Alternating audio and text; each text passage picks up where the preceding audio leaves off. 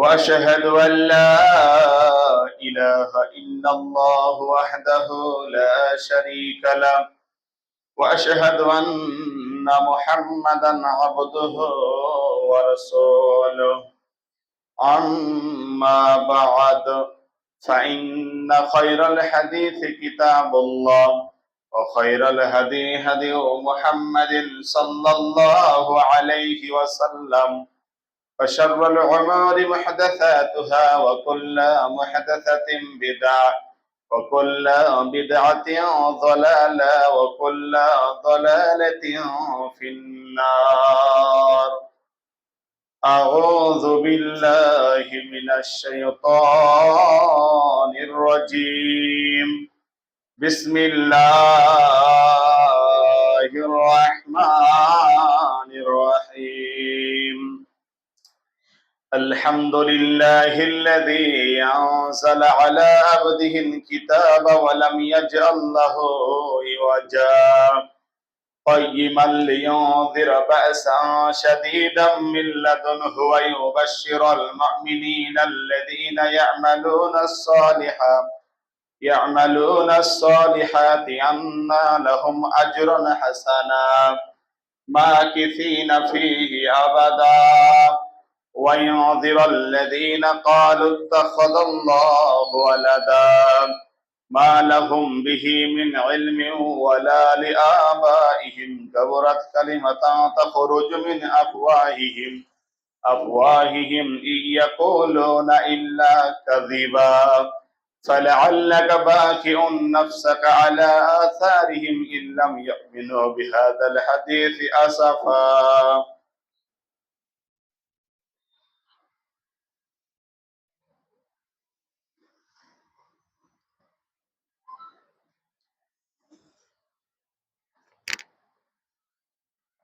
الحمد لله رب العالمين والصلاة والسلام على رسوله الكريم وعلى آله وأصحابه أجمعين. أعوذ بالله من الشيطان الرجيم. بسم الله الرحمن الرحيم. يا أيها الذين آمنوا اتقوا الله حق تقاته ولا تموتن إلا وأنتم مسلمون. فقال الله تعالى ومن أعرض عن ذكري فإن له معيشة ضنكا ونحشره يوم القيامة أعمى. وقال رسول الله صلى الله عليه وسلم من تشبه بقوم فهو منهم أو قال رسول الله صلى الله عليه وسلم لا يؤمن أحدكم حتى أكون أحب من والده وولده والناس أجمعين. সমস্ত প্রশংসা ও তারিফ হামদু সানা সেই মহান আল্লাহ রাব্বুল আলামিনের জন্য, যিনি আমাদেরকে প্রতি জুমার ন্যায় আজকেও জুমার নামাজে সালাতের জন্য উপস্থিত করেছেন। তাই সকলে সে রবের প্রশংসা করে বলি আলহামদুলিল্লাহ। তারপরে পরে আমাদের প্রিয় নবী মুস্তাফা জনাবে মুহাম্মদুর রাসূলুল্লাহ সাল্লাল্লাহু আলাইহি ওয়াসাল্লামের উপরে অজস্র দুরূদ ও সালাম বর্ষিত হোক। সকলে বলি আল্লাহুম্মা আমিন। সাল্লাল্লাহু আলাইহি ওয়াসাল্লাম। কোরআনুল কারীম থেকে 20 নম্বর সূরা তাহা আয়াত নম্বর 124 এবং নবী সাল্লাল্লাহু আলাইহি ওয়াসাল্লামের ছোট্ট একটি হাদিসও পাঠ করেছি। কোরআন এবং হাদিসের আয়াতকে সম্মুখে রেখে আজকে আমার সংক্ষিপ্ত আলোচনার বিষয় কিয়ামতের ভয়াবহতা সম্পর্কে আলোকপাত করব। আমা তৌফিক ইল্লা বিল্লাহ। সম্মানিত ভাইরা আমার,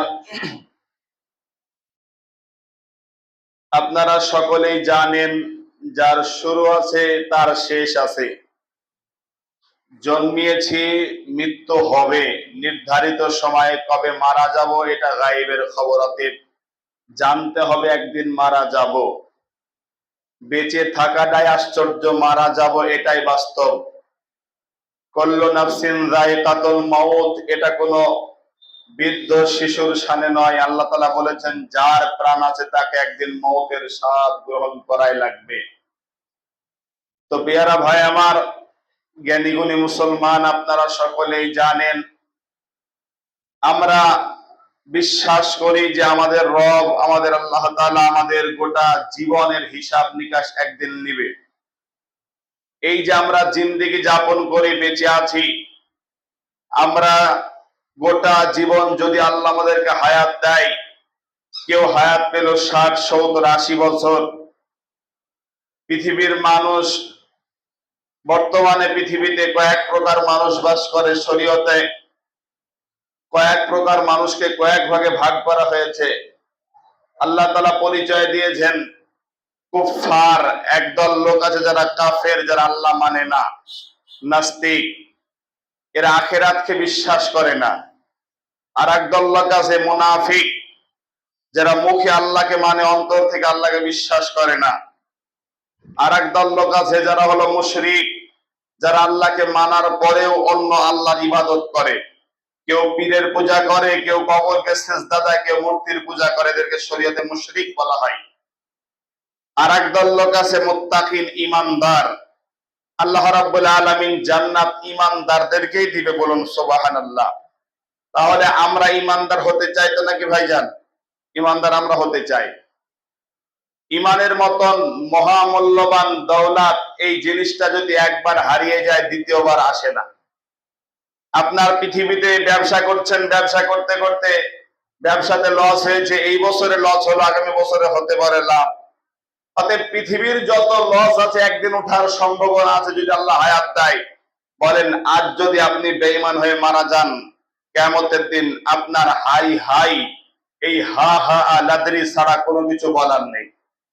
বলেন ওই দিন আফসোস করার আগে আজকে আমরা দুনিয়াতে ঈমানদার আমলটা হেফাজত করবো বলে ইনশাআল্লাহ। কারণ মহামূল্যবান সম্পদ, তার নাম ঈমান। ঈমান ছাড়া আখিরাতে কোনো চারা নেই। কে রাজা, কে বাদশাহ, কে ধনী, কে ফকির, এটা কোন আল্লাহর কাছে পার্থক্য নেই। আল্লাহ বলেছেন যার দিন যার কাছে যত ভালো, কিয়ামতের দিন সে তত সম্মানী হবে আল্লাহর কাছে। তো আমরা খুতবা, আলোচনা, বক্তব্যের বিষয় একটাই আপনাদেরকে বলতে চাই যে বান্দা আল্লাহর সাথে সম্পর্ক করো, রবের সাথে সম্পর্ক করো। দুনিয়ার কাজ, দুনিয়াবি কাজ সব পড়ে থাকবে, চলে যেতে হবে একদিন। যাই হোক, আমরা যারা দুনিয়াতে বেঁচে আছি 100 বছরের ভিতরে কিন্তু আমরা কেউ থাকবো না, সবাই মারা যাব। যাব না ভাই? সবাই মারা যাবে 100 বছরের ভিতরে। বলেন আমাদের মারা যাওয়াটাই শেষ, না মারা যাওয়ার পরে আরেকটা জিন্দেগি আছে? মারা যাওয়ার পরে আরেকটা জিন্দেগি আছে, যাকে বলা হয় কিয়ামত। যদি কেউ আখিরাতকে বিশ্বাস না করে, যদি কেউ মনে করে যে মরার পরে কিছু নেই, তাহলে নিঃসন্দেহে ওই লোকটি কাফের। ওকে মুসলমান বলা জায়েজ নাই, যদিও মুখে দাড়ি টুপি থাকে, তারপরেও কাফের। কারণ ওই মানুষটা পরকালকে না বিশ্বাস করলে। আমাদের পরকালকে বিশ্বাস আছে তো নাকি? ইনশাআল্লাহ পরকালকে বিশ্বাস করা লাগবে। এইবার আপনাদেরকে বলে দেখুন, কিয়ামত আপনারা অনেক আলোচনা শুনেছেন, আপনারা জানেন কিয়ামতের আলামত আছে, পৃথিবী ধ্বংস আছে। আমি এগুলো সমস্ত কিছু বাদ দিয়ে আমি হাসরের মাঠের বিচারের কিছু কথা বলেই সংক্ষিপ্ত আলোচনা এই দিকে আমি টানবো ইনশাআল্লাহ তাআলা। মানুষ যখন মারা যাবে, কুল্লু মান আলাইহা ফান, আল্লাহ রাব্বুল আলামিন সূরা রহমানের ভিতরে বলেছেন সমস্ত কিছু ধ্বংস হয়ে যাবে, সব ধ্বংস শেষ, শুধুমাত্র একজন, তিনি রব, আল্লাহ ব্যতীত সবকিছু ফানা হয়ে যাবে। ওই দিন গোটা বিশ্ব শেষ হয়ে যাবে। ইযা যুলজিলাতিল আরদু জিলজালাহা, কম্পন শুরু হয়ে যাবে, মাটি ভূমিকম্পে কাঁপতে শুরু করবে, সব চূর্ণ বিচূর্ণ হয়ে যাবে। আল কারিয়াতু মাল কারিয়া আমা আদরাকা মাল কারিয়া। আল্লাহ রাব্বুল আলামিন বলেছে ওই দিন কিচ্ছু থাকবে না, সব ধূলিসাৎ হয়ে যাবে। এইবারে ধূলিসাৎ হওয়ার পর বিশ্বনবী মুহাম্মদ সাল্লাল্লাহু আলাইহি ওয়াসাল্লাম বর্ণনা করে বলেন, ওই সময় আল্লাহ রাব্বুল আলামিন সমস্ত মানুষগুলাকে যখন মেরে দিবে, পশু পাখি কীট পতঙ্গ থাকবে না, এইবার আল্লাহ পাক রব্বুল আলামিন তিনি থাকবে। আল্লাহ তাআলা বীর হাসরের ময়দান কায়েম করবে, হাসরের মাঠ কায়েম করবে। আল্লাহ রাব্বুল আলামিন বলেন, ওয়াইদাল কবর বহসিরা, যখন কবরগুলাকে খুলে দেওয়া হবে, যখন কবরগুলাকে উন্মুক্ত করে দেওয়া হবে, তখন কবর থেকে মানুষ উঠবে। আম্মাজান আয়েশা সিদ্দিকা রাদিয়াল্লাহু তাআলা আনহা বললেন, ইয়া রাসূলুল্লাহ, মানুষজন আল্লাহর সামনে দাঁড়াবে কি করে আপনি বলেন। আল্লাহর নবী মুহাম্মদ সাল্লাল্লাহু আলাইহি ওয়াসাল্লাম বললেন, ও আয়েশা, মানুষজন আল্লাহর সামনে দাঁড়াবে, খতনাবিহীন গায়ে কোনো পোশাক থাকবে না। মানুষজন দৌড়তে শুরু করবে কোথায়? তো মাহশরের ময়দানে, হাশরের ময়দানের দিকে দৌড়তে শুরু করবে। হাশরের ময়দানটা কোথায় হবে? কোন কোন মুহাদ্দিসগণ বলেছেন হাশরের ময়দানটা আরাফাতের ময়দানে হবে। গোটা পৃথিবী সমতল হয়ে যাবে, কোথাও পাহাড় পর্বত সমুদ্র থাকবে না। আল্লাহ সব একটি খোলার মতন তৈরি করে দিবে, ফিল্ড একটি ফাঁকা জায়গার মতন। গোটা বিশ্বকে আমার আল্লাহ তাআলা পৃথিবীকে সমান করে দিয়ে আদম থেকে শুরু করে যে মানুষটা কিয়ামতের 1 ঘন্টা 1 দিন 10 বছর 20 বছর আগে মরেছে, তাকে সহ সকলকে একত্রিত করবে। এটার নাম হাশরের ময়দান, এটার নাম হাশরের ময়দান। ওই সময় আমাদেরকে আপনাদেরকেও সেই ময়দানে উঠতে হবে। আল্লাহর নবী সাল্লাল্লাহু আলাইহি ওয়াসাল্লাম সে হাশরের ময়দানের বর্ণনা করতে যে আল্লাহ রাসূল বলছেন যে হাশরের ময়দানে এমন পরিস্থিতি হবে, মানুষেরা ইয়া নাফসি ইয়া নাফসি, শুধুমাত্র জবানে একটি লফজ, একটি কথা থাকবে, সেটা হলো ইয়া নাফসি ইয়া নাফসি, আমার কি হবে, আমার কি হবে। আল্লাহ রাব্বুল আলামিনের সম্পর্কে বলে যে, আমি আয়াতটা তেলাওয়াত করেছি, আল্লাহ বলেন, ওয়ামান আ'রাদা আন যিকরি ফাইন্না লাহু মাঈশাতান যানকা। আল্লাহ বলেন, যারা আমার জিকির থেকে, যারা আমার স্মরণ থেকে গাফেল ছিল, যারা আমাকে স্মরণ করেনি, 24 ঘন্টার একটা দিন রাত হয়েছে, একবার আল্লাহকে সিজদা দেয়নি, আল্লাহ বলেন, ওয়ামান আ'রাদা আন যিকরি ফাইন্না লাহু মাঈশাতান যানকা। আমি আল্লাহ তার জীবনকে সংকুচিত করে দিব, তার জীবনকে সংকীর্ণ করে দিব। আর আল্লাহ রাব্বুল আলামিন ওই আয়াতের শেষে বলে, ওয়ামান আ'রাদা আন যিকরি ফাইন্না লাহু মাঈশাতান যানকা ওয়া নাহশুরুহু ইয়াওমাল কিয়ামাতি আ'মা। আমি আল্লাহ কিয়ামতের দিন ওদেরকে অন্ধ অবস্থায় তুলব। বলেন, কিয়ামতের দিন অন্ধ অবস্থায় আল্লাহ কেন তুলবে আমাদেরকে? যারা দুনিয়াতে রবের জিকির থেকে, স্মরণ থেকে, আল্লাহর ইবাদত থেকে গাফেল ছিল।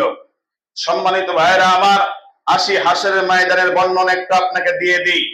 আল্লাহ নবী সাল্লাল্লাহু আলাইহি ওয়াসাল্লাম বলেন, হাশরের ময়দানে মানুষজন আল্লাহর সামনে উপস্থিত হবে, দলে দলে, দলে দলে মানুষ যাবে। আল্লাহ নবী বলেন, মান তাশাব্বাহা বিকওমিন ফাহুয়া মিনহুম। যে যাকে অনুসরণ করেছে তার সাথে মানুষ দলে দলে আল্লাহর সামনে দাঁড়াবে। আল্লাহর নবী বলেন, ওই সময় আমার উম্মতে দল হবে 73টা, কুল্লুহুম ফিন্নার, সব জান্নাতে যাবে, সব জাহান্নামে যাবে, ইল্লা বিল্লাতান ওয়াহিদাতা, একটি দল জান্নাতে যাবে। সাহাবারা প্রশ্ন করলেন, ইয়া রাসূলুল্লাহ, সেই দলটা কি, সেই দলটা কে? নবীজি বললেন, মা আনা আলাইহি ওয়া আসহাবিহি, আমি এবং আমার সাহাবারা যে রাস্তা আছে, ওই রাস্তাটাই হলো সঠিক দল, ওই রাস্তাটা হলো জান্নাতি দল। আল্লাহর নবীকে প্রশ্ন করা হলো, ইয়া রাসূলুল্লাহ, আপনি তো দুনিয়া থেকে চলে যাচ্ছেন, তাহলে আমরা কাকে অনুসরণ করব? তখন নবীজি বললেন, তারাকতু ফীকুম আমরাইন, শোনো, আমি দুনিয়া থেকে চলে গেলাম, দুইটা জিনিস রেখে গেলাম। এক, কিতাব আল্লাহ, দুই, সুন্নতি রাসূল। আমি রাসূলুল্লাহ দুইটা জিনিস রাখলাম, এক আল্লাহর কালাম, দুই রাসূলের সুন্নাত হাদিস। এই দুইটা জিনিসকে তোমরা আঁকড়ে ধরো, তাহলে তোমরা দুনিয়াতে বিভ্রান্ত হবে না। সম্মানিত ভাইরা আমার, নবীজি বললেন যে কিয়ামতের ময়দানে মানুষকে ওঠানো হবে দলে দলে, মানুষকে ওঠানো হবে দলে দলে। যে যাকে অনুসরণ করবে তার সাথে তার হাসর হবে। মান তাশাব্বাহা বিকওমিন ফাহুয়া মিনহুম। আপনার অনুসরণ কাকে করেছেন? আপনি কি নবীজিকে অনুসরণ করেছেন, না আপনার পীর বুজুর্গানের দিনকে অনুসরণ করেছেন? আপনি কাকে অনুসরণ করেছেন? নবী মোহাম্মদ সাল্লাল্লাহু আলাইহি ওয়াসাল্লামকে আপনি কি লেবাস বানিয়েছেন, না আপনি খেলার প্লেয়ারদেরকে লেবাস বানিয়েছেন? হিসাব দিতে হবে কিয়ামতের দিন। আপনার চেহারায় যদি নবী মোহাম্মদের আদর্শ না থাকে, আপনার চেহারায় যদি কোনো ইহুদি খ্রিস্টান বেদিনদের যদি আপনার চেহারায় দেখা যায়, আল্লাহর কসম কিয়ামতের দিন আপনার নবীর সাথে হাসর হবে না, আপনি যাকে অনুসরণ করেছেন তার সাথে হাসর হবে। বলেন আজকে আমার আপনার অবস্থা কিরকম? আজকে আমার আপনার পরিস্থিতি কিরকম বলেন? যারা সুদি কারবার করেন, সুদ খান, গ্রুপ লোন, বন্ধন লোন নেন, বলেন এই সুদখোর গুলা কি নবীজির সাথে উঠবে কিয়ামতের দিন? না, যারা এই সুদি ব্যাংকের সঙ্গে লেগে আছে এই সমস্ত লোকের সাথে আর হাসর হবে। যারা ঘুষ খান, যারা জেনাকারনীওয়ালা, নবীর আদর্শ যারা গ্রহণ করেনি, অতএব তাদের কি হবে? বলেন যুবকদের বর্তমানে পরিস্থিতি কি? আজকে যুবকদের কথা বলতে গেলে বড় দুঃখ লাগে। যুবকেরা মাথা থেকে শুরু করে পায়ের তেলি পর্যন্ত নবীর একটা আদর্শ পাওয়া যাবে না। পাওয়া যাবে মেসির আদর্শ, পাওয়া যাবে সালমান খানের আদর্শ, পাওয়া যাবে আরো বেদিন ইহুদিদের আদর্শ। বলেন মাথার চুলটা কেটেছে কিরকম? তো একজন খেলার প্লেয়ার, এরকম না ভাই? মাথার চুলটা কেটেছে কে? তো অমুক একজন খেলার প্লেয়ার কেটেছিল, তাই আমি কেটেছি। আর বলেন ছেঁড়া প্যান্ট পরেছে, এইগুলা কি কোনো নবীর আদর্শ? এইগুলা কোনো নবীর আদর্শ? এগুলা বেদিনদের আদর্শ। এই আদর্শ যদি আপনার হয়, আপনি যাকে কেন্দ্র করে, যাকে টার্গেট করে, নিয়াত করে আপনার এই ফ্যাশন করেছেন, কিয়ামতের দিন তার সাথে আপনার হাসর হবে। বলতে চাইছিলাম কিয়ামতের মাঠের বর্ণনা। নবীজি বলেন কিয়ামতের মাঠে আল্লাহ রাব্বুল আলামিন দলে দলে মানুষকে আহ্বান করবে, দলে দলে মানুষ আসবে। সাহাবারা প্রশ্ন করলেন, ইয়া রাসূলুল্লাহ, সেই মাঠটা কি ভয়াবহ মাঠ হবে? আল্লাহর নবী তখন জানিয়ে দিলেন, ওই মাঠটা এতই ভয়ানক মাঠ হবে, ওই মাঠটা এতই ভয়াবহ মাঠ হবে যে মাথার উপরে চলে আসবে সূর্যখানা, সূর্যের তাপ দিতে শুরু করবে, মাটি পুড়িয়ে তামা হয়ে যাবে, মাটি পুড়ে তামা হয়ে যাবে। শুধু মাটি পুড়ে তামা নয়, মানুষ ঘাম চলে আসবে। মানুষের এমন কিছু মানুষ থাকবে যারা নিজের ঘামে নিজে সাঁতার কাটবে।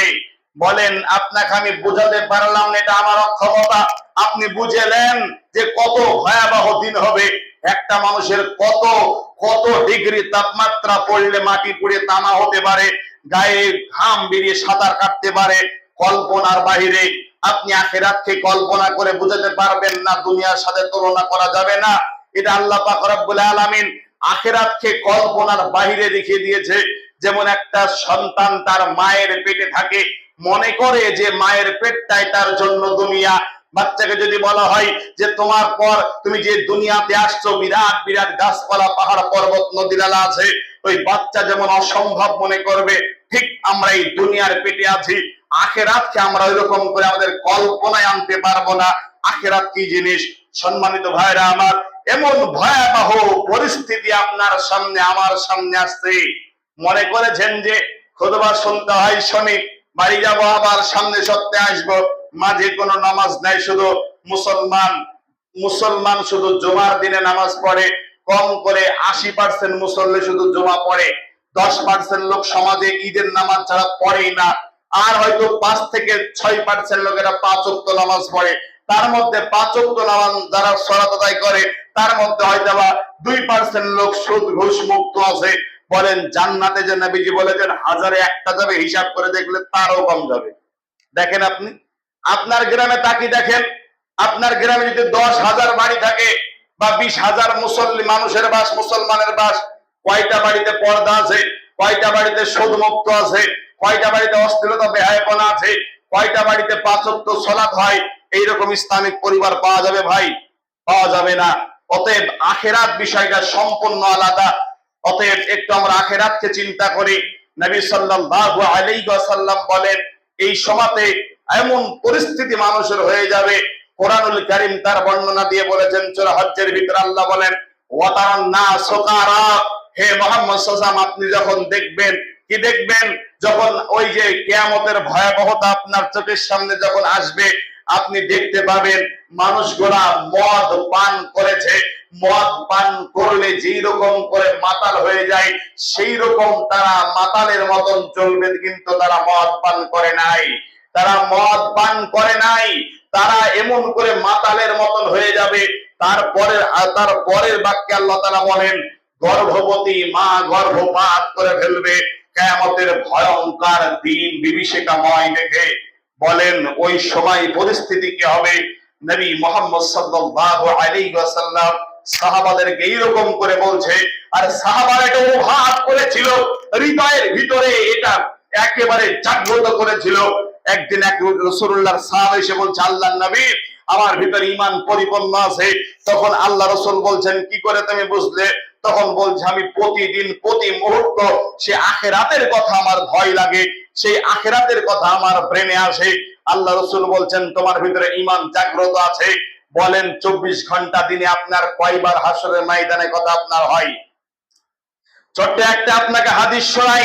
সাহাবা রাদিয়াল্লাহু তাআলা আনহু তিনাদের কত বড় আল্লাহর ভয় কাজ করত, আখিরাতকে কি করে ভয় করত।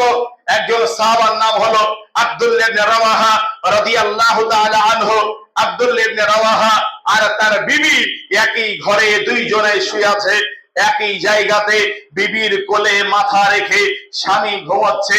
আব্দুল্লাহ ইবনে রাওয়াহার মাথা দিয়ে এইরকম করে খিলান করে দিচ্ছে কে? তার বিবি। তেনার বিবি তাকে সুন্দর করে আদর স্নেহ মায়া মহব্বত ভালোবাসে। স্বামী আর স্ত্রী যেখানে আছে সেখানে কোনো পাপ হওয়ার সম্ভাবনা নেই, যেখানে অন্যায় হওয়ার সম্ভাবনা নেই। হঠাৎ করে আব্দুল্লাহ ইবনে রাওয়াহার চোখ দিয়ে পানি গড়গড় করে বেয়ে চলেছে। পানি অঝোর নয়নে চোখের পানি পড়ে যেন বিবির উরু যেন ভিজে গেল।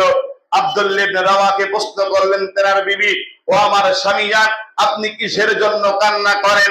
সঙ্গে সঙ্গে তার বিবিও কান্না করছে। তখন তার বিবিকে বলছে, ও আমার বিবি, আমি কেন কান্না করেছি শোনো। আমি এই কারণে কান্না করেছি যে আল্লাহর নবী আমাকে জানিয়ে দিয়েছেন যে প্রতিটা মানুষকে পুল সিরাত পাড়ি দিতে হবে, পুল সিরাত পাড়ি দিয়ে সে আল্লাহর জান্নাতে যাবে। আল্লাহর নবী বলেছেন যে ওই পুল সিরাত পাড়ি দেওয়ার পূর্বে যারা নেককার পরহেজগার ছিল তারা পেয়ে যাবে, আর যারা বেঈমান ছিল, ঈমান দুর্বল ছিল, তারা জাহান্নামের গহ্বরে পৌঁছে যাবে। তার বিবি বলছেন, স্বামী আমার, আপনি কি সেই ভয়ে কান্না করেন? তখন আব্দুল্লাহ ইবনে রাওয়াহা বলেন, বিবি রে, আমি সেই ভয়ে কান্না করি যে না জানি কিয়ামতের দিন আমাকে ওই পুল সিরাত পাড়ি দিতে হবে। আমি যদি সেই রাস্তা কেটে যাই আর আমি যদি জাহান্নামে পড়ে যাই, ওই ভয়ে আজকে আমার চোখে পানি চলে এসেছে। বলেন তাদের কি বৃত্তান্ত, আখিরাতকে তারা কতটা ভয় করে চলেছে যে বিবির কাছেও থেকে তারা আল্লাহর আখিরাতকে ভুলে যায়নি, পরকালকে ভুলে যায়নি। আর আমরা কোরআন পড়লেও, আমাদের কোরআনের আয়াত পড়লেও আমাদের অন্তরে আসর পড়ে না, কারণ সেই রকম আমাদের ঈমান আমাদের অন্তরে কোনো আসে নাই। বলেন আপনাকে আমি এই যে কত বড় ভয়ঙ্কর কথা শোনাচ্ছি, তারপর আপনার বিবেক এখনো আপনার অন্তরে পৌঁছালো না। কারণ কি জানেন, যদি আপনার সেই সম্পর্কে জ্ঞান ধ্যান ধারণা থাকতো, আমরা চিৎকার মেরে কান্না করতাম। সাহাবারা এই কথা শুনে, এই কিয়ামতের ভয়াবহ কথা শুনে বহু সাহাবা নবীজির সামনে চোখের পানিতে কান্না করে। একটা হাদিস এসেছে, আল্লাহ রাসূল যখন বলেছেন, আল্লাহ নবী যখন মেরাজে গেলেন, যে দেখলেন আদম আলাইহিস সালামকে, আদম আলাইহিস সালাম ডান দিকে তাকায় তো দেখে তার অনেক তার জান্নাতি ছেলেদেরকে দেখে আদম আলাইহিস সালাম হাসে, আর বাম দিকে তাকায় তো দেখে আদম আলাইহিস সালামের সন্তানরা জাহান্নামে পড়ে, তোরা জাহান্নামের দিকে তাকে আদম আলাইহিস সালাম কান্না করে। জিজ্ঞেস করেছিল এটা কে?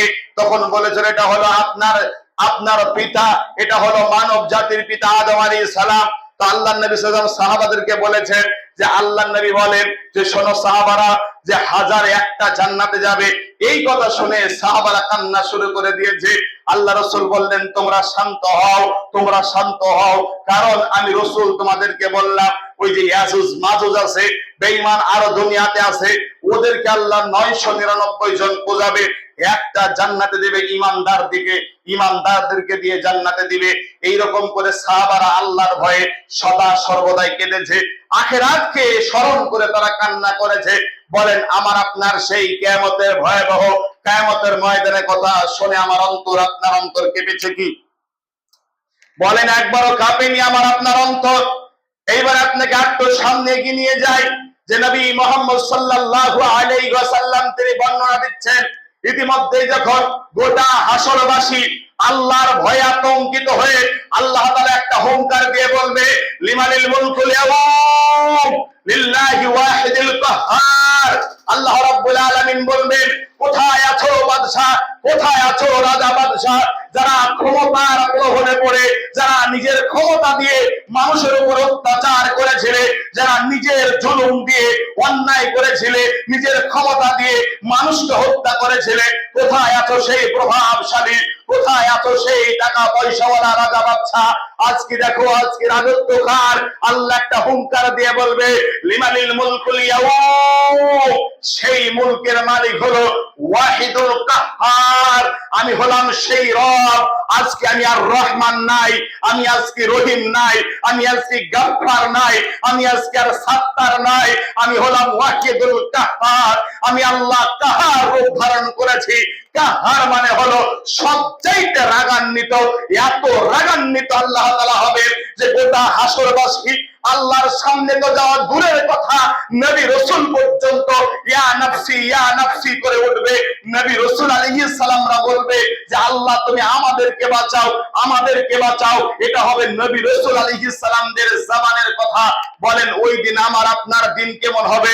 ওই দিন মানুষেরা নিজের ঘামে সাঁতার কাটবে, মগজ গলে মাটিতে পড়বে। এটা হলো ভয়াবহতা। একটু আপনাকে বলি, মা তার সন্তানকে প্রসব করে দিবে, এই ভয়াবহতা। ওই দিন কিয়ামতের ময়দানে মা তার সন্তানকে ছেড়ে পালিয়ে যাবে। কোরআন জানিয়ে দিল, ইয়াউমা ইয়াফিরুল মারউ মিন আখি ওয়া উম্মিহি ওয়া আবি ওয়া সাহিবাতিহি ওয়া বানি। আল্লাহ তাআলা বলেন ওই দিন তার মা তার সন্তানকে ছেড়ে পালিয়ে যাবে। মা তার সন্তানকে পরিচয় দিবে না, স্বামী তার স্ত্রীকে পরিচয় দিবে না, সবাই সবাইকে ছেড়ে পালাবে। বলেন মায়ের মতন পৃথিবীতে ভালোবাসার প্রাণী, ভালোবাসার জিনিস দ্বিতীয়টা নাই। আমরা দেখেছি যে একটা বিল্ডিং এ আগুন ধরে গেছে, মায়ের হাতে আছে একটি সামান্য ছোট বাচ্চা, বয়স 3 থেকে 4 দিন। মা তখন কি করবে? সন্তানকে জানালার ভাগ দিয়ে বাহিরে এরকম করে ধরেছে, মা পুড়েছে, তারপরে গার সন্তান হাত থেকে পড়েছে। এটার নাম হলো মা। জানেন এই যে বন্যাতে সব জায়গা ভেসে গেছে, মায়ের কোলে ছিল একটি সন্তান। মা তার সন্তানকে মাথার উপরে নান্দা নিয়ে নান্দার উপরে সন্তানকে রেখেছে। আগে মা পানিতে ডুবেছে, তারপরে গার সন্তান ওই মায়ের কাছ থেকে পানিতে ডুবেছে। বলেন এত ভালোবাসার, এত মহব্বতের মা। কোরআন বলল ইয়াউমা ইয়াফিরুল মারউ মিন আখি, ওই দিন মা তার সন্তানকে কোনো পরিচয় দিবে না, মা তার সন্তানে কোনো পরিচয় পাবে না। এটা হলো হাসরে মাঠের ভয়াবহতা। নবী মুহাম্মদ সাল্লাল্লাহু আলাইহি ওয়াসাল্লাম বলেন ওই সময়তে আল্লাহ রাব্বুল আলামিন বনি আদমকে 5টি প্রশ্ন করবে। এই 5টি প্রশ্নের উত্তর না দেওয়া পর্যন্ত কেউ একটি ধাপ আগাতে পারবে না, একটি ধাপ আগাতে পারবে না। 1 নম্বরে আল্লাহ তাআলা বলবেন, হে ইবনে আদম, হে আদম সন্তানেরা, তোমরা বলো তোমাদেরকে আমি আল্লাহ একটি যৌবন কাল দিয়েছিলাম, এই জওয়ানি দিয়েছিলাম, এই যৌবন কালটা তুমি কোথায় খরচ করেছিলে? এটা আল্লাহর পথে ব্যয় করেছিলে, না তুমি দুনিয়ার পথে ব্যয় করেছিলে, না এটা তুমি কার পথে ব্যয় করেছিলে? আল্লাহ বলবে। 2 নম্বরে আল্লাহ রাসূল বলেন, আল্লাহ বলবেন, হে ইবনে আদম, তোমাকে আমি একটা সময় দিয়েছিলাম, ওই সময়টা তুমি কোন পথে ব্যয় করেছিলে? আল্লাহ এটা প্রশ্ন করবে আমাদেরকে, আপনাদেরকে। 3 নম্বরে আল্লাহ তাআলা বলবেন, তুমি কোন পথে তুমি রিজিক ইনকাম করেছিলে, তুমি কোন পথে উপার্জন করেছিলে? 4 নম্বরে আল্লাহ বলবেন, তুমি বলো সেটা কোন পথে খরচ করেছিলে? 5 নম্বরে আল্লাহ তাআলা বলবেন, তোমাকে যে ইলম দান করা হয়েছিল, জ্ঞান দান করা হয়েছিল, সেই জ্ঞান অনুযায়ী কতটা আমল করেছিলে বলো। আমরা যারা এখানে বসে আছি, আপনাদেরকে মুফতি মাওলানা হতে আমরা বলবো না, তবে এটা অনুরোধ করে যাব যেন আপনার বাপের জানাজাত আপনি আদায় করতে পারেন, এই এতটুকু জ্ঞান আপনি অন্তত অর্জন করেন। আপনাকে যেন কোনো কাদিয়ানি শিয়াদের নিয়ে এসে যেন আপনার ঈমান আকীদা নষ্ট না করতে পারে, তার জন্য একটু আকীদা সম্পর্কে জানেন। আপনাকে 10 বছর 20 বছর পরে মাদ্রাসায় মুফতি হওয়ার প্রয়োজন নেই। আপনি সামান্য বই আছে, আমাদের বড় বড় ওলামায়ে কেরামগণ যারা বড় বড় হাদিসের কিতাবকে বাংলা অনুবাদ করেছে, আকীদার বই বলেন, অনেক কিছু আছে, আপনারা সেই বইগুলোকে পড়ে বুঝে বিজ্ঞ একজন আলেমের কাছে বসে, সহিহ কিতাব দ্বীনের আলেমের কাছে বসে এই জ্ঞানগুলো আপনারা অর্জন করবেন। সকলে বলে ইনশাআল্লাহ। কারণ নিজের ঈমান নিজেকে হেফাজত করতে হবে ভাইজান। আমি নবী আতিকে এসে আপনাকে কি কথা বলবো, আমি যা বলবো আপনারা সবই জানেন, যা আমি আলোচনা করবো আপনারা আমার আগে আপনারা সব জানেন, আলহামদুলিল্লাহ, কোনো অসুবিধা নাই। তবে এটাই পরামর্শ দিব, আপনার ঈমান আপনাকে হেফাজত করা লাগবে। কারণ ঈমানের বাজারে আগুন লেগে গেছে, যেদিকে তাকায় সেদিকে শুধু ঈমান হরণ, আছে না নাই? এই যে গত কয়েকদিন আগে আমাদের গ্রামে দেখলাম সব কন্ট্রোলের সাথে প্রসাদ দিছে। আপনাদেরকে দিছে নাকি? কন্ট্রোলের সাথে প্রসাদ দিচ্ছে। প্রসাদ কিসের প্রসাদ? তো একটা মন্দির উদ্বোধন হয়েছে, তার প্রসাদ দিচ্ছে। আর দেখছি মুসলমানের বাচ্চা ওই প্রসাদ গালা নিয়ে আসে, ওই প্রসাদ গালা নিয়ে এসে খাচ্ছে। আমি বলছি আর ভিতরে যদি আকীদা থাকতো, এই জিনিসকে ওইখানেই ছুঁড়ে ফেলে আসতো। বলেন মূর্তির উদ্দেশ্যে কোন জিনিস দিলে ওই জিনিস খাওয়া যাইজ আছে? কোনো জায়েজ নাই। বলেন ওর যদি ঈমান আকীদা ঠিক থাকতো এখানে পারতো। শোনাউল্লাহ হলে হবে না, পড়াউল্লাহ হতে হবে। ইসলামকে পড়ে বুঝতে হবে, শোনে ইসলাম বুঝলে হবে না। শোনে ইসলাম বুঝেই তো ওরা বাপ দাদাকে মানে কবর পূজা করে। যারা বেরেলি, যারা কবরে সেজদা দেয়, আপনি জিজ্ঞেস করে দেখেন, ওরাও জানে যে কবরে সেজদা দেওয়া জায়েজ নাই। ওরা এটা হকটা জানে, মানে না, তাই ব্যবসা চলে যাবে। এই জন্য কথা বুঝে আসলে ইনশাআল্লাহ লক্ষ্য রাখেন। তবে আল্লাহ পাক আপনাকে জিজ্ঞেস করবে যে আপনি জ্ঞান অনুযায়ী আমল করেছেন কতটা। আপনাদেরকে প্রতিটা মানুষকে আমি বলবো, বলেন সুদ খাওয়া হারাম আমরা সকলেই জানি, জেনা করা হারাম সকলেই জানি, পিতা মাতার অবাধ্য চলা হারাম সকলেই জানি, আকীদা ঠিক রাখতে হবে আমরা জানি, সালাত আদায় করতে হবে আমরা জানি। এতগুলা জানার পরেও আমরা আর কোন সমস্যা থাকে, কিন্তু একটাই সমস্যা, কেউ আমরা আমল করি না, কেউ আমরা আমল করি না। সম্মানিত ভাইয়েরা আমার, এই 5টি প্রশ্ন আল্লাহ তাআলা প্রতিটা মানুষকে করবে। ভেবেলেন একবার তার জন্য একটু ভাবেন, মনে করেন হাসরের ময়দানে আমি আল্লাহর সামনে দাঁড়িয়ে আছি আর আল্লাহ আমাকে প্রশ্ন করছে। আল্লাহ বলছে, রাকিব বলো তো তোমার যৌবন কালটা কোথায় কাটিয়েছো, বলো তো তুমি কোন পথে আয় করেছো, ব্যয় করেছো, বলো তোমার ইলম অনুযায়ী আমল করেছো, সময় কোন পথে তুমি ব্যয় করেছো। এটা আল্লাহ আমাকে প্রশ্ন করছে। বলেন তো আল্লাহ যদি প্রশ্ন করে উত্তর দেওয়ার ক্ষমতা আছে আমার আপনার? আল্লাহ যদি একবার কেন শব্দ ব্যবহার করে, বুঝলেন আপনার নিশ্চিত নিঘাত জাহান্নামী আপনি। ওর জন্য আল্লাহ রাসূল দোয়া শিখিয়ে দিয়ে বলেছে, আল্লাহুম্মা হাসিবনি হিসাবান ইয়াসিরা। এই দোয়াটা পড়বে, আল্লাহুম্মা হাসিবনি হিসাবান ইয়াসিরা। আল্লাহর নবী প্রতিদিন 5 ওয়াক্ত ফরজ সালাতের পর এই দোয়াটা পড়তেন, হে আল্লাহ আমার হিসাবকে তুমি সহজ করে দাও, হে আল্লাহ আমার হিসাবকে তুমি সহজ করে দাও। এইরকম করে হাসরের ময়দানে চলবে। একদল বান্দাকে আল্লাহ তাআলা জান্নাত দিয়ে দিবে, আর একদল বান্দাকে আল্লাহ তাআলা এইবারে গুনাহগার প্রমাণ করবে। বান্দা লক্ষ্য করুন, আলোচনা গুটিয়ে নিব, একটু ভালো করে বোঝার চেষ্টা করুন। একদল বান্দাকে আল্লাহ জান্নাতে দিয়ে দিবে, আর একদল বান্দাকে আল্লাহ তাআলা গুনাহগার প্রমাণ করবে। কারণ আল্লাহ বলেছেন, আল্লাহ তাআলা নিজে বলেছেন, ওমাইয়ামাল মিসকালা জাররাতিন খায়রান ইয়ারা ওমাইয়ামাল মিসকালা জাররাতিন শাররান ইয়ারা। যাররা পরিমাণ ভালো কাজ করলে ওই দিন দেখতে পাবা, যাররা পরিমাণ খারাপ কাজ করলে ওই দিন তুমি দেখতে পাবা। আল্লাহ তাআলা কোরআনুল কারীমের ভিতরে জানিয়ে দিয়েছেন, আল্লাহ তাআলা হাদিসে কুদসির ভিতরে বলেছেন, আল্লাহ তাআলা বলেছেন, ইন্নী হারামতু যুলমান আলাইয়া। আমি আল্লাহ কোন মানুষের উপরে জুলুম করিনি। মানুষ তো দূরের কথা, পশু প্রাণী যদি হয় তার উপর আল্লাহ জুলুম করবে না। আমাকে আপনাকে আল্লাহ তাআলা অপরাধী বানাবে, তারপরে যারা জাহান্নামে দিবে। বলেন কিয়ামতের দিন আল্লাহ পাক বান্দাকে বলবে, বান্দা তুমি কি এই অন্যায়গুলো করেছো? বান্দার পক্ষে 5 থেকে 7টা জিনিস সাক্ষী দিবে, বান্দার পক্ষে সাক্ষী দিবে কিয়ামতের দিন।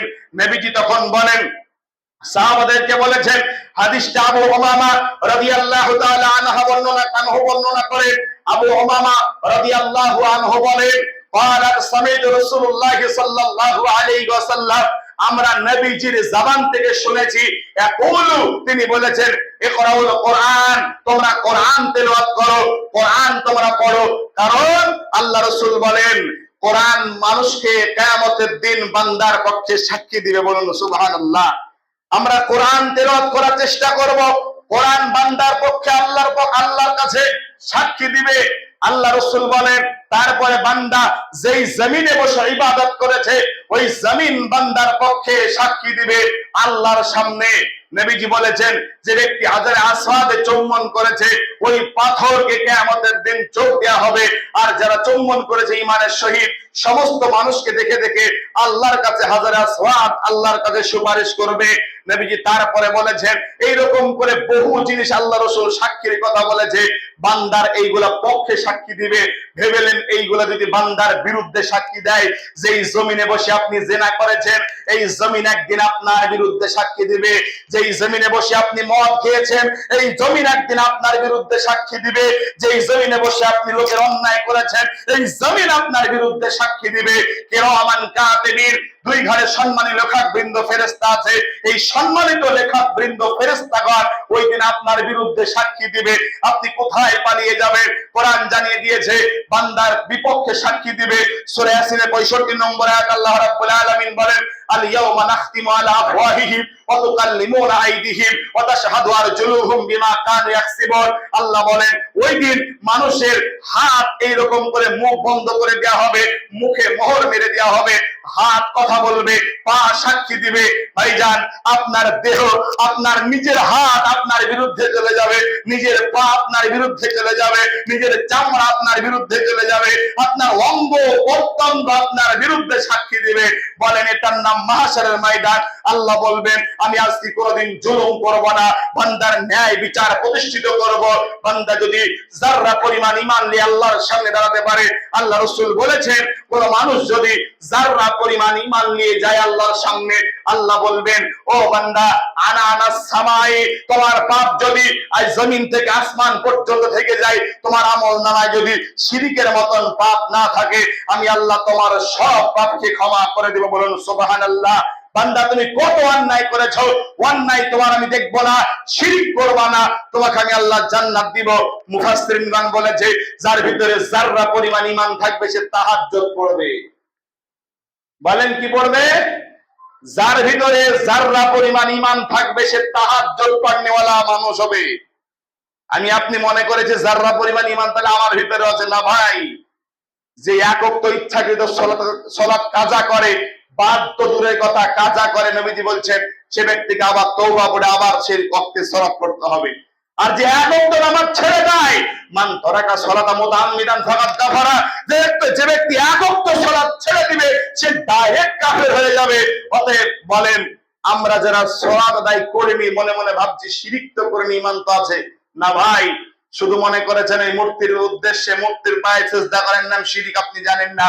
নবীজি এই সালাত ত্যাগকারীকে শিরকের সাথে তুলনা করেছে। অতএব যদি আপনার ভিতরে যাররা পরিমাণ ঈমান থাকে, তো আপনি তাহাজ্জুদ পড়নেওয়ালা মুসল্লি আপনাকে হতে হবে। তারপর আবার বুঝতে পারবেন যে আমার ভিতরে একটু ঈমান আল্লাহ পাক দিয়েছে। তাই যান, কিয়ামতের বর্ণনা দিতে গেলে বহু সময়ের প্রয়োজন। কয়েকটি জরুরি কথা বলে আলোচনার শেষের দিকে যাচ্ছি। আমি যতগুলা কথা বললাম, কয়েকটি কথা আপনাকে আমি এটা স্পষ্ট করে দিই। এক, এই দুনিয়ার জীবন বেশি দিনের নয়। ওয়ামাল হায়াতুদ দুনিয়া ইল্লা মাতাউল গুরুর। আল্লাহ তাআলা কোরআনে বলেছেন, এই দুনিয়াটা হলো সামান্য। সামান্য। নবীজি ইবনে ওমরকে বলছেন, হে ইবনে ওমর, কুন ফিদ দুনিয়া কান্নাকা গরীব। ইবনে ওমর, তুমি দুনিয়াতে গরিবের মতন চলো। ইবনে ওমর, যখন তোমার সামনে সন্ধ্যা এসে যাবে, খবরদার সকালের আশা যেন করিও না যে আমি সকাল পর্যন্ত বেঁচে থাকবো, এই চিন্তা ভাবনা তুমি করিও না। ইবনে ওমর, শোনো, যখন তোমার সামনে সুস্থ শরীর ভালো থাকবে, তখন তুমি অসুস্থতার জন্য রেডি হয়ে নাও। আজ যে শরীর তোমার সুস্থ আছে, কাল হাসপাতালের বেডে গিয়ে শুতে হবে। অতএব নবীজি বলছেন, দুনিয়াতে তুমি চলবে মুসাফিরের মতো। আল্লাহ রাসূল বলেছেন, হাদিসে এসেছে, নবীজি বলেছেন, আদ-দুনিয়া সিজরুল মুমিনিন জান্নাতুল লিল কাফিরিন। এই দুনিয়াটা হলো মুমিনদের জন্য জেলখানা। বলেন, কি এই মুমিনদের জন্য? এটা হলো জেলখানা। আর বেঈমান কাফের যারা আছে এদের জন্য দুনিয়াটা জান্নাত স্বরূপ। ভাইজান আপনাকে বলি, এই সামান্য দুনিয়ার জিনিস, মায়া মহব্বত ভালোবাসা স্ত্রী পুত্র, তাদের জন্য আপনি সালাত ত্যাগ করিয়েন না। কিয়ামতের দিন তারা তো বহু দূরের কথা, নিজের অঙ্গ প্রত্যঙ্গ আপনার বিরুদ্ধে চলে যাবে। বলেন কোথায় যাবেন আপনি? উপায় কি হবে আমার আপনার? ভাই বোন বন্ধু বান্ধব এরা তো বহু দূরের কথা, নিজের শরীরের অঙ্গ আপনার বিরুদ্ধে যাবে। একবার চিন্তা করে দেখেন, আল্লাহ তাআলা কোরআনে কত ভয়ঙ্কর আয়াত বলেছে। কি ভয়ঙ্কর কথা যে আপনার বিরুদ্ধে আপনার নিজের অঙ্গ প্রত্যঙ্গ সাক্ষী দিবে। ওই দিন আপনি বাঁচার কোনো উপায় থাকবে না ভাই। সামান্য দুনিয়াকে প্রাধান্য দিয়ে অনন্ত চিরকালের সেই আখিরাতকে ভুলে গেলে আমাদের চলবে না। আল্লাহ বলেনি যে বান্দা তুমি শুধু ইবাদত করো, কাজ বাদ দিয়ে কথা আল্লাহ বলেনি। আল্লাহ বলেছেন ফাইদা কুদিয়াতিস সালাত, যখন তোমাদের সালাত শেষ হয়ে যাবে, ফান্তাশিরু ফিল আরদ ওয়াবতাগু মিন ফাদলিল্লাহ, তখন তোমরা আমার জমিনে ছড়ে যাও, রিজিকের সন্ধান করো, আল্লাহর ফজল তোমরা তালাশ করে দেখো। আল্লাহ এটা বলেছে। আল্লাহ জানে লা ইউকাল্লিফুল্লাহু নাফসান ইল্লা উসআহা, আল্লাহ বান্দার সাধ্যের উপরে কোনো কিছু চাপিয়ে দেয় না। আপনি যেটা পারবেন না আল্লাহ আপনার উপরে সেটা দেয়নি। অতএব একটু চেষ্টা করবেন, নিয়ত পরিবর্তন করবেন, আপনাকে আল্লাহ তাআলা জান্নাত দিয়ে দিবে। বান্দা কয়েকটি কাজ করবে। এক, ঈমান আমল ঠিক রাখবেন, আকীদা ঠিক রাখবেন, হালাল রিজিক খান, ইখলাসের নিয়তে ইবাদত করেন, মরার পর আল্লাহর জান্নাতে চলে যান। অতএব বেশি কিছু নাই, জান্নাত একেবারে সোজা। আমরা জান্নাতটাকে কঠিন করেছি। হাশরের ময়দানে আল্লাহর সামনে প্রতিটি নাফসকে জবাবদিহি করতে হবে, পাপ পুণ্যের হিসাব দিতে হবে, মিজানের ময়দানে আমাদেরকে নেকি বলে ওজন দিতে হবে। অতএব ফুলসিরাত আমাদেরকে পাড়ি দিতে হবে, বহু জায়গা আমাদেরকে যেতে হবে। সেই বহু জায়গায় যেতে গেলে সামান্য আজকে দুনিয়াতে এখান থেকে যদি আপনি সৌদি যান, দুবাই যান, অর্থ যদি টাকা যদি না থাকে আপনি যেতে পারবেন? যার আপনার ক্ষমতা নেই। ওই দিন টাকা পয়সা লাগবে না, শুধু লাগবে আমল। আমল যদি থাকে আপনি কবর পাস হয়ে যাবেন। আমল যদি ভালো থাকে হাশরের ময়দান পার হবেন। হাশরের ময়দানে আমল ভালো থাকলে মিজানের ময়দান, মিজান আপনি পার হয়ে যাবেন। মিজান পার হয়ে যাবেন আমল ভালো থাকলে। পুলসিরাত পাড়ি দিয়ে আল্লাহর সুখময় জান্নাতে চলে যাবেন। অতএব সেই জান্নাত যেন আল্লাহ তাআলা আমাদের ভাগ্যে দেয়। সকলে বলি আল্লাহুম্মা আমিন। আল্লাহর কাছে দোয়া করি, মালিক মাবুদ মেহেরবান আল্লাহ তাআলা, আমি যে আলোচনা করলাম কিয়ামতের মাঠের বর্ণনা, আমি অনেকগুলা কথা বললাম আল্লাহ তাআলা, আল্লাহ তুমি আমাদের জীবনের ছোট বড় যা গুনাহ করেছি মালিক জেনে বুঝে, আল্লাহ তুমি আমাদের প্রতিটা জীবনের গুনাহ খাতা আল্লাহ তুমি মাফ করে দাও। সকলে বলি আল্লাহুম্মা আমিন। আল্লাহ তাআলা, আমি মুসাফির হালাতে আল্লাহ তোমার কাছে দোয়া করি, এই ভাইরা যে উদ্দেশ্য ছিল সৈয়কিদার ভাই, আল্লাহ এই গ্রামে অনেক মানুষ আছে, তারপরে আজকে যারা যাচাই বাছাই করে কোটি কয়েক মানুষ এসেছে আল্লাহ শুধুমাত্র তোমার দিনের জন্য। হয়তোবা এই ভাইদের ভিতরে কারো বাপের সাথে মিল নেই, তার ভাইয়ের সাথে মিল নেই, কোনো কিচ্ছু না, দুনিয়াবি কোনো ফায়দা নাই, শুধু দিনের কারণে। মালিক আমি দোয়া করি মালিক প্রতিটা মানুষকে তুমি সঠিক বোঝার তৌফিক দান করো। সকলে বলি আল্লাহুম্মা আমিন। আল্লাহ যারা এই ভাইরা এই কত কষ্ট করে মেহনত করে এই যে একটা জমিও কিনেছে মসজিদের জন্য, দোয়া করি আল্লাহ যে ভাইগুলা মসজিদের জন্য মেহনত করে কাজ করে, আল্লাহ তুমি এদের দুনিয়া এবং আখিরাতে দুই জায়গায় তুমি কল্যাণ দান করো। সকলে বলি আল্লাহুম্মা আমিন। হে পাক পরওয়ারদিগারে আলাম, হে মালিক ইয়াউমিদ্দিন, হে বিচার দিবসের মালিক, আমাদের জীবনে ছোট বড় খাটো সবই গুনাহ সম্পর্কে তোমার জ্ঞাত আছো মালিক। আমরা ভুল করে অন্যায় করে মালিক তুমি আমাদের ভুল ভ্রান্তি গুলা তুমি আমাদেরকে মাফ করে দাও। আল্লাহুম্মা আমিন। আস্তাগফিরুল্লাহাল্লাযী লা ইলাহা ইল্লা হুয়াল হাইয়ুল কাইয়্যুম ওয়া আতুবু ইলাইহি। আসসালামু আলাইকুম ওয়া রাহমাতুল্লাহ।